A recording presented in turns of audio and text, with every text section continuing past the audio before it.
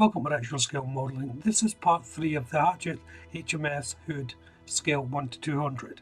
In part 2 I made up some of the hose reel brackets, scratch built a few of them and placed them on.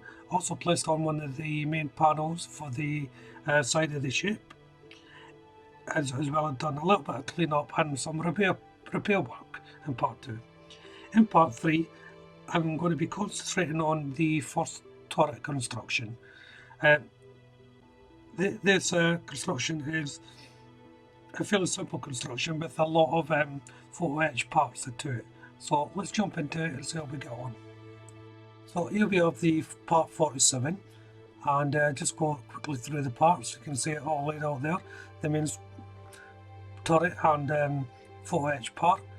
As you can see, it's nicely laid out again, but there's quite a lot of photo-etch parts to go onto the turret. To construct the turret itself is fairly simple. Just the bottom plate getting attached to the top plate mount.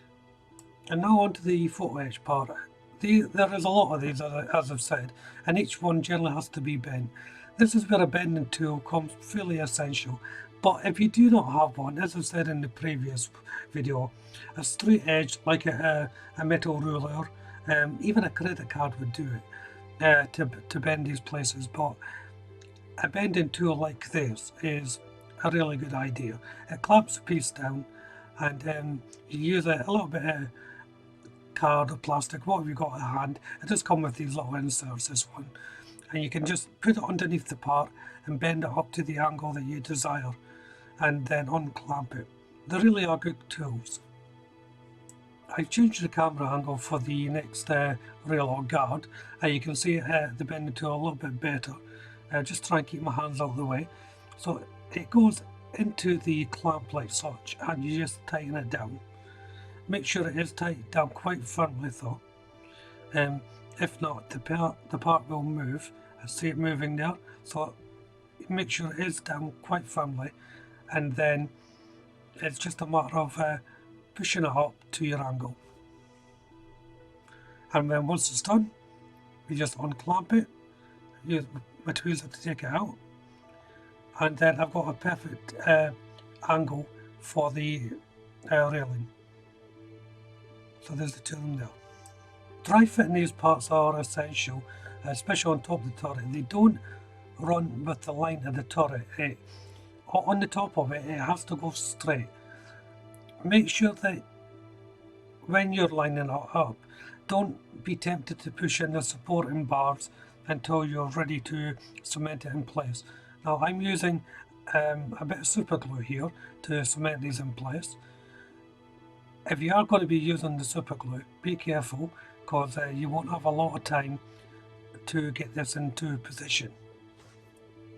Once you've got one on, the second one is easier because you can follow the straight line of the turret, and make sure, I'm just making sure of the position here as well, because part of it is actually hanging off the turret. It's that way in the instructions, so that's the way it's going to go. Only then, once both are in position, I'm bending in the supporting arms or rods or whatever they are down onto the plastic. Now if you ever doing something like this and if any of them fall off, which does happen, one fell off with me, you know, because they're so thin, they just bend off, then it's easy enough just to glue them back into place. Don't worry if that happens. This is the end supporting brackets going on. These are little triangular things. The first one went on rather easily, if a bit fiddly. As you can see, they're tiny parts, so it's just a matter of getting it lined up as best as I can. It took a lot of perseverance just to get it in the right position. I think it may have been better if I semi-built it before I put on the main photo-etch part. I'm not sure, but I did struggle to put this part on.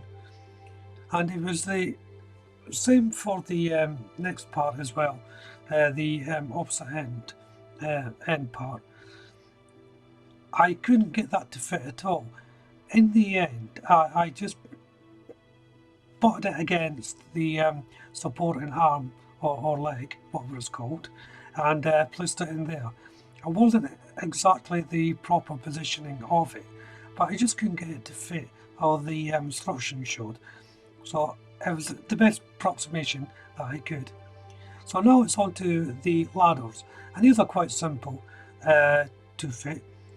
You just have to bend each end up so it will lay onto the turret. Again, the bending tool is essential for this.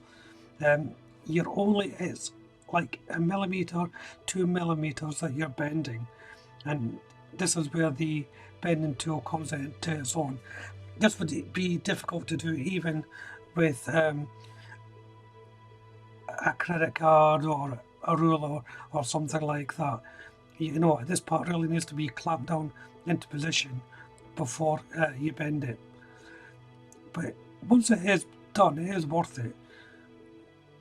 So I can't emphasize enough how much you should have one of these bending tools in your tool collection if you haven't got one. And then of course a little bit of super glue on each end of the ladder to rest on the side of the turret. If you're going to press it down like I just did, be careful you don't do it too hard, because they can just bend and go out of shape very easily.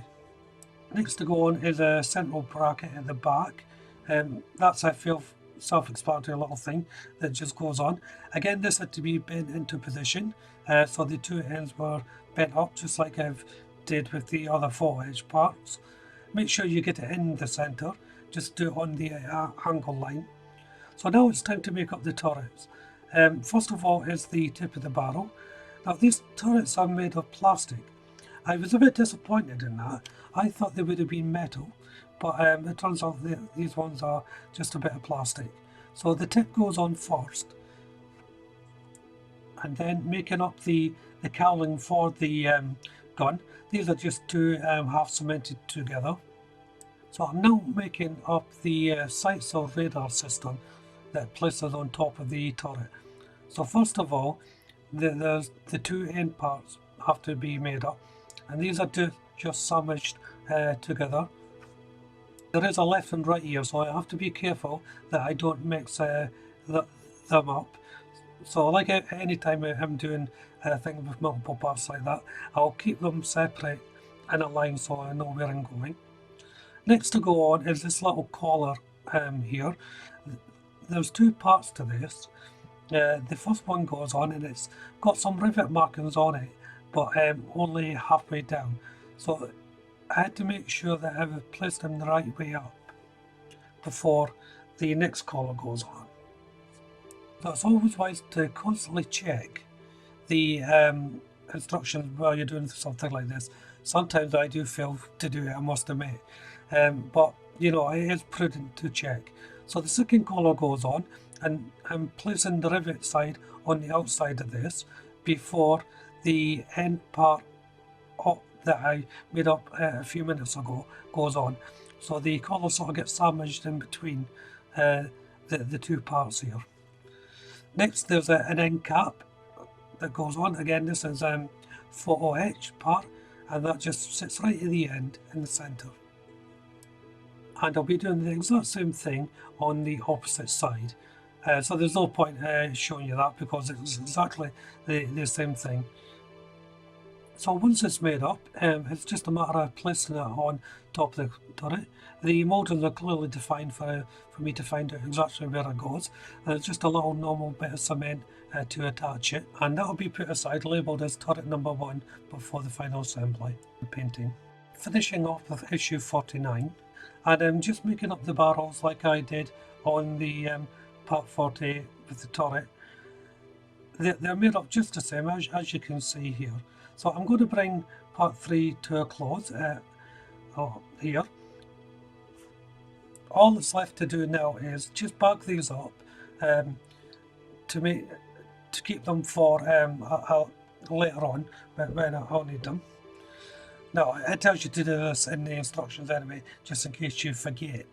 But when you bag them up, make sure you label them as well. So if you haven't done so already, why don't you check out the rest of the videos of this build, or indeed the channel.